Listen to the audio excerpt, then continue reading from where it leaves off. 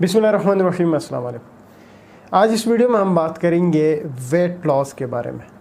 Unexplained या unintentional weight loss.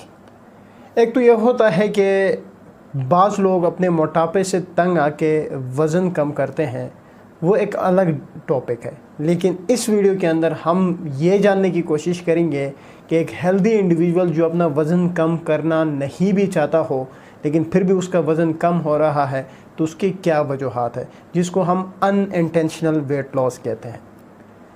जो unintentional weight loss है उसकी दो मेन वजूहात हो सकती हैं।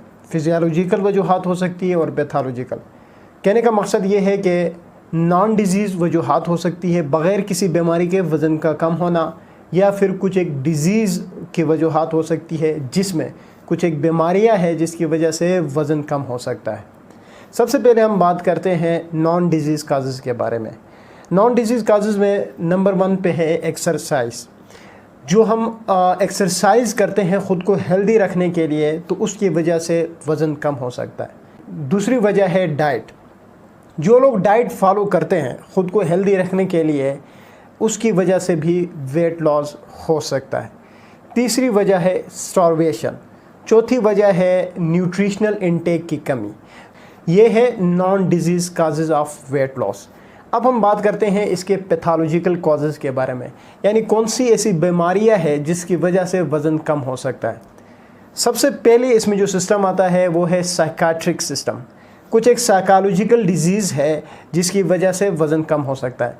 तो पहली जो साइकोलॉजिकल कंडीशन है वो है ईटिंग डिसऑर्डर, यानी खाने की कुछ बीमारियां, जिसको हम एनोरेक्सिया नर्वोसा कहते हैं और बुलिमिया नर्वोसा कहते हैं। अब ये क्या होते हैं? ये इस तरह के ईटिंग डिसऑर्डर्स हैं जिसमें जो पेशेंट होता है उसको ऐसा लगता है कि जब मैं बहुत ज़्यादा खाना खाऊंगा तो उसकी वजह से वज़न बढ़ेगा, तो उस चक्कर में वो खाना नहीं खाता। या फिर उनको ऐसा लगता है कि मेरा वज़न बहुत कम है, मैंने ज़्यादा खाना खाने से मेरा वज़न बढ़ेगा, तो वो ज़रूरत से ज़्यादा खुराक का इस्तेमाल करते हैं। तो इनको हम एनोरेक्सिया नर्वोसा और बुलिमिया नर्वोसा कहते हैं। ये दो ईटिंग डिसऑर्डर है जिसमें वेट लॉस हो सकता है, वज़न कम हो सकता है। उसके अलावा है डिप्रेशन।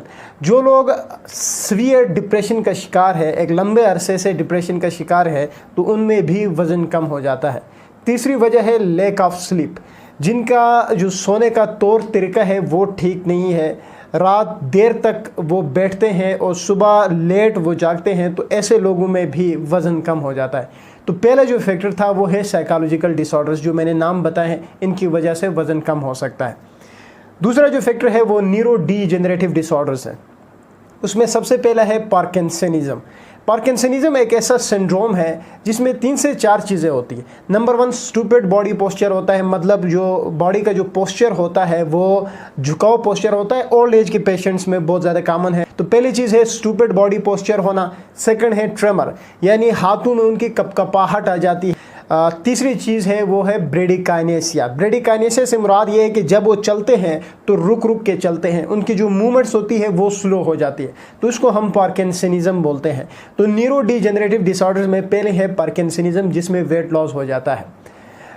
पार्किंसनिज्म के अलावा हमारे पास है डिमेंशिया। डिमेंशिया में भी वेट लॉस हो जाता है। मोटर न्यूरॉन डिसऑर्डर्स है, उनमें भी वेट लॉस हो जाता है। न्यूरो डीजेनरेटिव डिसऑर्डर्स के बाद आते हैं कुछ एक एंडोक्राइन डिसऑर्डर्स।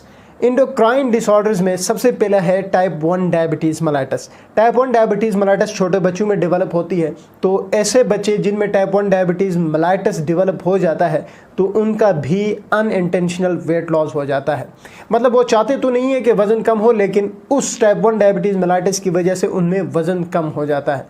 दूसरी डिजीज़ है थायरोटॉक्सिकोसिस, जो कि आजकल कॉमन होने लगी है। थायरोटॉक्सिकोसिस, जिसको हम हाइपरथायराइडिज्म भी कहते हैं, जिसमें थायराइड ग्लैंड ओवर एक्टिव हो जाता है, और इस तरह की जो पेशेंट्स जो कि सफ़र कर रहे होते हैं थायरोटॉक्सिकोसिस में, उनमें भी अनइंटेंशनल वेट लॉस होता है। मतलब वो चाहते नहीं है कि उनका वज़न कम हो, लेकिन खुद ब खुद इस बीमारी की वजह से वज़न कम होने लगता है। थायरोटॉक्सिकोसिस के बाद है Addison disease. Addison disease adrenal gland का एक डिसऑर्डर है जिसमें हाइपर पिगमेंटेशन होती है। Under the eyes hyperpigmentation होती है, टीथ्स में हाइपर पिगमेंटेशन होती है, हाथों में हाइपर पिगमेंटेशन होती है, बैक एरिया में हाइपर पिगमेंटेशन होती है, पोस्चरल हाइपरटेंशन हो जाता है। ये सारी कंडीशंस एडिशन डिजीज़ में डेवलप होती है और जिसको भी एडिशन डिजीज़ होता है उनमें भी अनइंटेंशनल वेट लॉस होता है। एंडोक्राइन में ये सारे डिसऑर्डर्स थे जिनमें वज़न कम हो जाता है। अब हम बात करते हैं रिस्पायरेटरी डिसऑर्डर्स। रिस्पायरेटरी ऐसे कौन से रिस्पायरेटरी डिसऑर्डर्स है, यानी फेफड़ों के और फेफड़ों की नालियों की कौन से ऐसे डिसऑर्डर्स हैं जिसमें वज़न कम हो जाता है। तो सबसे पहले है COPD, chronic obstructive pulmonary disease. जिस किसी को भी COPD की कंडीशन डेवलप होती है तो उनमें भी वज़न कम होने लगता है।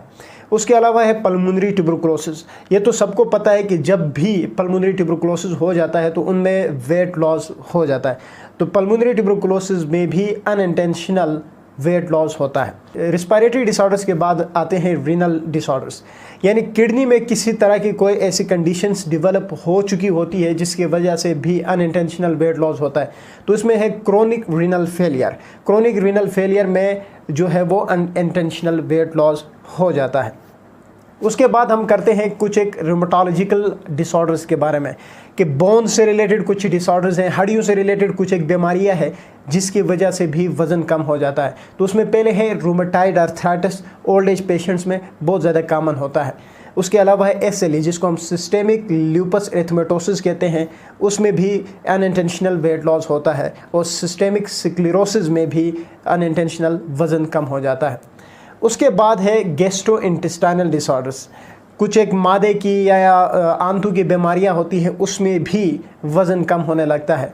उसमें सबसे पहले जो चीज़ है वो है inflammatory bowel disease. Inflammatory bowel disease जिसको हम डिवाइड करते हैं दो मेन डिसऑर्डर्स में, crown disease and ulcerative colitis, उनमें भी अनइंटेंशनल यानी ना चाहते हुए भी वज़न कम हो जाता है। उसके अलावा है मेल अब्जॉर्प्शन, उसमें भी अनइंटेंशनल वेट लॉस होता है। डिस्फेजिया है, डिस्फेजिया से मुराद ये है कि खाना अंदर हजम नहीं हो पाता, खाना अंदर नहीं जा पाता, बॉडी के अंदर एसोफेगस से ट्रेवल नहीं कर पाता, जिसकी वजह से भी अनइंटेंशनल वेट लॉस होता है। उसके अलावा एक लिवर कंडीशन है जिसको हम सिरोसिस कहते हैं, उसमें भी अनइंटेंशनल वेट लॉस हो जाता है। तो ये कुछ एक गैस्ट्रोइंटेस्टाइनल डिसऑर्डर्स हैं।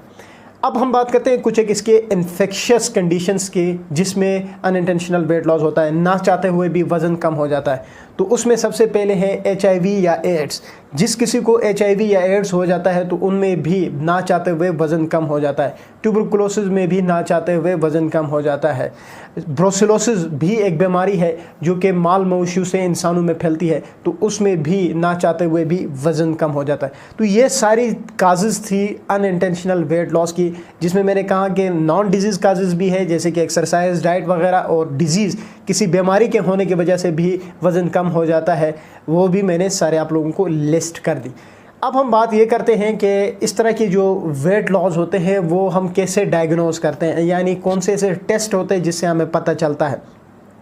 याद रखें कि जब वेट लॉस का पेशेंट आते हैं तो उनकी हिस्ट्री और फिजिकल एग्जामिनेशन से यूजुअली पता चल जाता है कि वो सफ़र कर रहे हैं वेट लॉस से। लेकिन अगर हम डायग्नोज नहीं कर पा रहे हैं हिस्ट्री और फिजिकल एग्जामिनेशन से, तो तब हम कुछ एक लैब इन्वेस्टिगेशंस करते हैं, जिसमें सबसे पहले है CBC हमें इंडिकेट करता है इन्फेक्शंस को, एनीमिया को, जिसकी वजह से हमें पता चलेगा कि कोई ऐसी इन्फेक्शन इस पेशेंट के अंदर डेवलप हुआ है जिसकी वजह से वेट लॉस हो रहा है। उसके साथ साथ हम LFTs करते हैं क्योंकि लिवर की इन्वॉल्वमेंट होती है, तो उसको देखने के लिए TFTs करते हैं जैसे कि थायरोटॉक्सिकोसिस एक बहुत बड़ी वजह है वेट लॉस की, उसको देखने के लिए RFTs करते हैं, क्रोनिक रीनल फेलियर एक बहुत बड़ी वजह है अनइंटेंशनल वेट लॉस की, तो उसको देखने के लिए। इसके साथ साथ और मज़ीद इन्फेक्शंस को देखने के लिए CRP करते हैं हम, ESR करते हैं, और रैंडम ब्लड शुगर भी करते हैं क्योंकि टाइप 1 डायबिटीज़ मेलाइटस भी एक बड़ी काज है अनइंटेंशनल वेट लॉस की। ये कुछ एक जनरल इन्फॉर्मेशन थी कि वेट लॉस जो अनइंटेंशनल या अनएक्सप्लेन्ड वेट लॉस यानी ना चाहते हुए भी वज़न कम हो जाता है तो उसकी क्या वजूहात हो सकती हैं, जिसमें पैथोलॉजिकल वजूहात भी थी और फिजियोलॉजिकल वजूहात भी थी। उम्मीद है वीडियो आप लोगों को अच्छी लगेगी। Thank you.